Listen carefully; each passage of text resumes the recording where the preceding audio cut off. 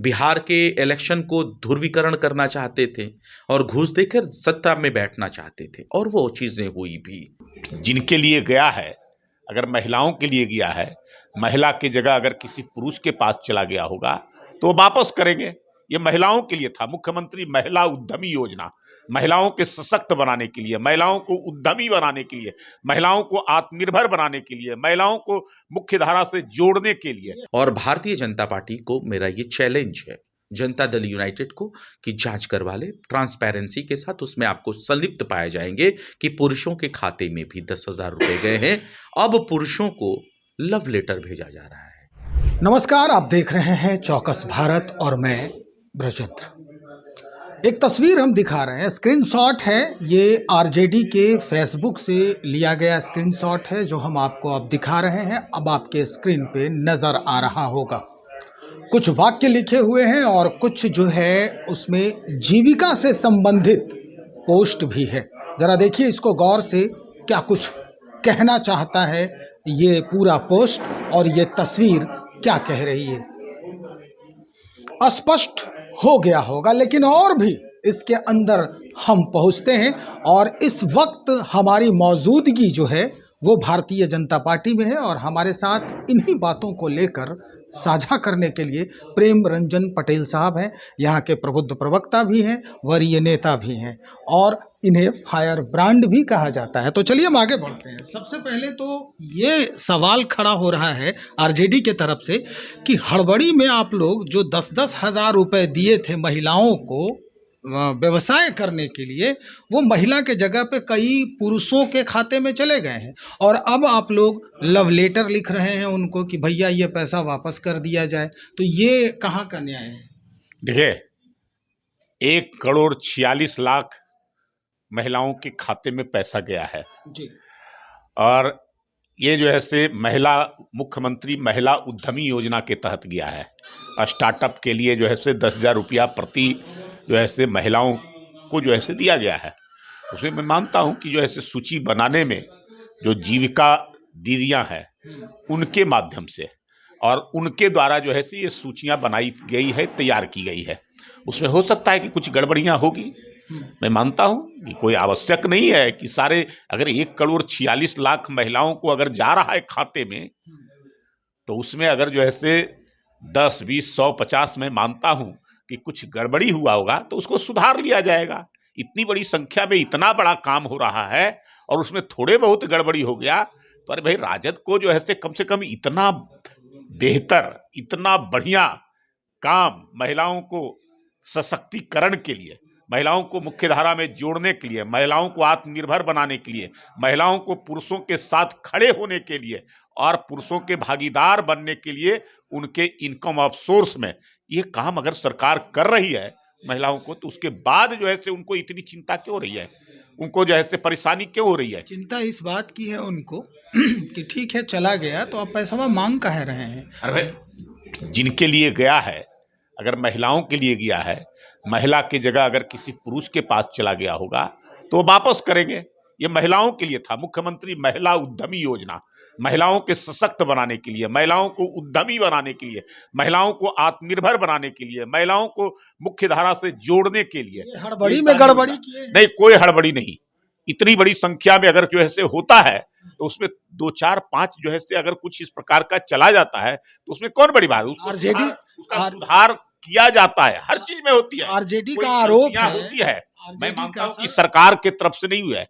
सूची बनाने वाले जिलों के अंदर में, प्रखंड स्तर पर, पंचायत स्तर पर जो सूचियां बनी होगी उसमें हो सकता है कुछ गड़बड़ी। मैं मानता हूं कि गड़बड़ी तो सबसे होती है, तो उस गड़बड़ी का सुधार, इसमें किसी की मंशा कोई खराब नहीं रहे है, लेकिन बनाते समय जो है से हो सकता है कि जो है से सूची बनाने में कुछ त्रुटियां हो गई होगी, कुछ जो है से भूल हो गई होगी, उन भूलों को सुधार भी किया जाता है। इस सरकार में 10 लाख बाद में भी गया है, चुनाव के बाद 10 लाख फिर महिलाओं को गया है, तो उसमें तो कोई नहीं आया है कि गड़बड़ी का जो है से। चलिए हम सुनवा रहे हैं आरजेडी के जो नेता हैं या जो अगर प्रवक्ता हैं आरजू खान साहब, वो क्या कह रहे हैं इस बात पर, जो प्रेम रंजन पटेल साहब जो कह रहे हैं कि भाई कुछ गड़बड़ियां हुई होगी सूची बनाने में। हम सुनवाते हैं आपको, क्या कह रहे हैं आरजू खान। देखिए, वो जो हड़बड़ी थी ना, वो इस देश के लोकतंत्र को शर्मसार करने की हड़बड़ी थी और शर्मिंदा भी नहीं होती है भारतीय जनता पार्टी और Janata Dal United. Election commissioner Gyanesh Kumar के प्रेस कॉन्फ्रेंस करने के आधे घंटे पहले इस देश में आचार संहिता लागू होता है और महिलाओं के खाते में 10-10 हजार रुपए घूस के तौर पे भेजे जाते हैं। सवालिया निशानी ये है। दूसरा ये है, जो जीविका दीदी की आपने बात की, इस आजाद भारत में आज तक नहीं देखा गया था कि जीविका दीदियों को 10,000 देने के बाद बिहार के महिलाओं को एकत्रित करने की उनको काम दिया गया था और उसके बाद उनको बूथ के अंदर भी बैठाया गया, जहां की आदमी स्वतंत्र होकर अपना वोट का मताधिकार का मतदान करता है, अपने मतदान का मताधिकार जो है अच्छे से करता है। वो चीज हमने देखा। ये दो चीज शर्मसार करने वाली घटनाएं थी। अब उसमें क्या थी, ये घूस देना चाहते थे, बिहार के इलेक्शन को ध्रुवीकरण करना चाहते थे और घूस देकर सत्ता में बैठना चाहते थे और वो चीजें हुई भी। और उसमें क्या हुआ कि हड़बड़ी के अंदर पुरुषों के खाते में चला गया है और अगर हम गलत कह रहे हैं तो ये जांच का विषय है।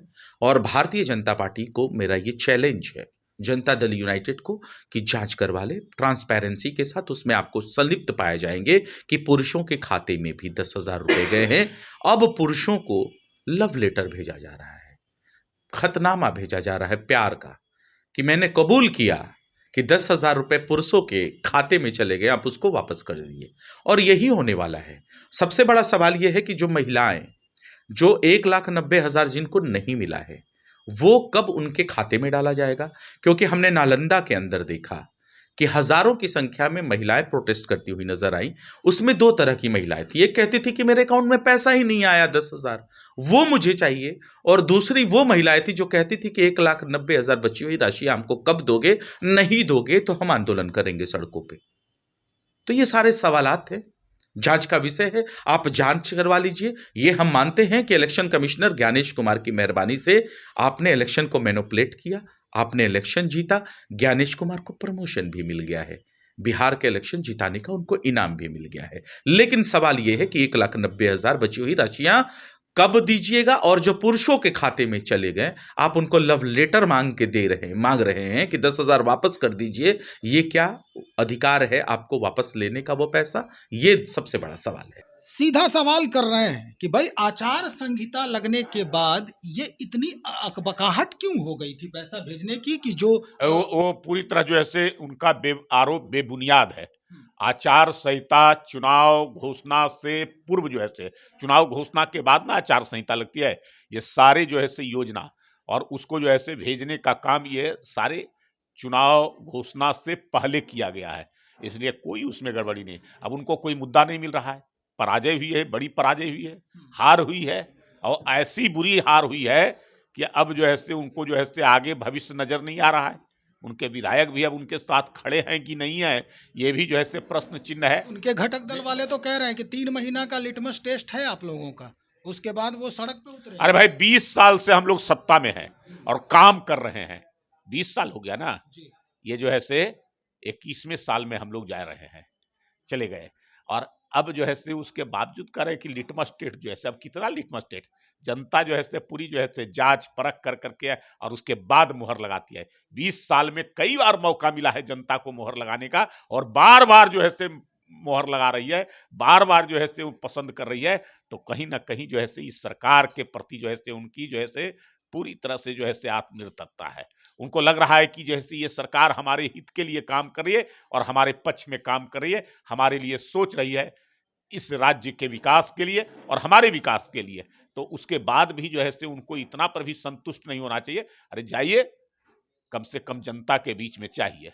आपके नेता घूम रहे हैं विदेश, उनको कोई मतलब नहीं है, हवाबाजी करते हैं, रहते हैं जो है से मीडिया में, केवल जमीन पर से कोई मतलब नहीं है। मुकेश सहनी ने कल ही कहा है कि हम अभी बिहार में रह के करें ही क्या।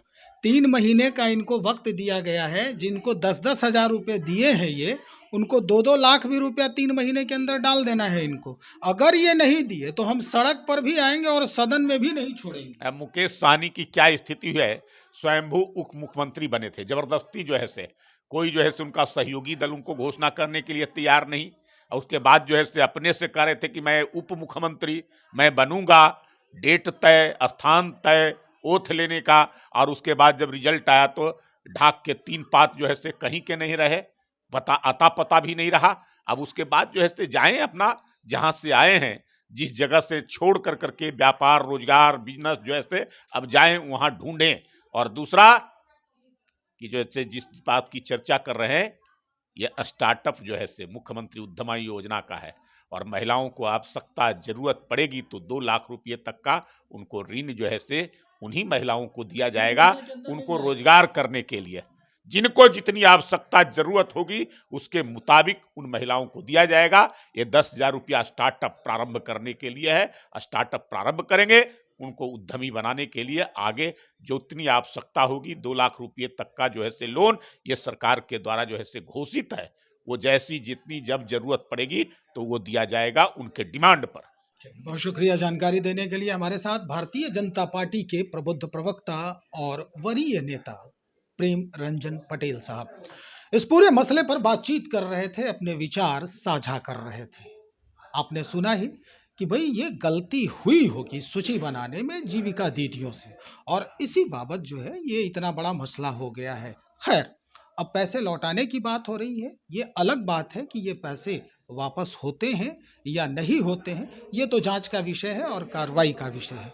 तो चलिए हम इंतजार करें और देखते हैं कि आने वाले 3 महीने में जो सिचुएशन बन रहे हैं, जो बयान आ रहे हैं 2-2 लाख रुपए वाली, उसकी क्या स्थिति होती है, कहाँ तक मिलती है। और उसके बाद मुकेश सहनी ने जिस तरह से कल बयान दिया है कि हम 3 महीने के बाद फिर से सड़क पर उतरेंगे अगर पैसे नहीं मिले, और फिर सदन में भी हम इस बाबत चर्चा करते नजर आएंगे। बने रहिए तब तक, बहुत शुक्रिया।